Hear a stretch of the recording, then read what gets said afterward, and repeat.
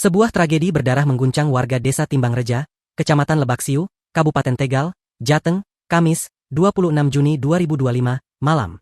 Pria lansia berinisial AM, 64, harus meregang nyawa akibat amukan tetangganya, TA, 68. Di balik peristiwa mengenaskan itu, terungkap motif yang mencerminkan obsesi cinta sepihak yang terus-menerus memicu ketegangan. Kapolres Tegal, AKBP Bayu Prasetyo mengatakan, pembunuhan dipicu rasa jengkel pelaku terhadap korban yang tidak henti mengejar anak perempuannya meski keduanya sama-sama sudah berkeluarga.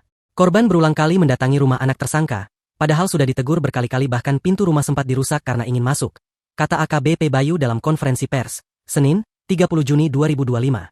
Dugaan hubungan terlarang pun sempat mencuat di tengah masyarakat. Namun hasil penyelidikan memastikan, korban tidak pernah memiliki relasi khusus dengan anak pelaku. Semua tindakan korban terjadi secara sepihak.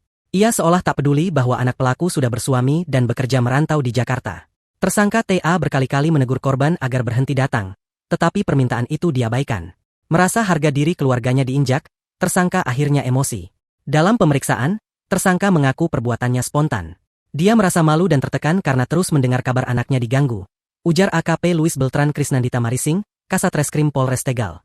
Malam kejadian, emosi TA memuncak ketika melihat korban berdiri di depan rumah anaknya. Setelah sempat kembali ke pos ronda, tersangka membawa balok kayu dan menganiaya korban.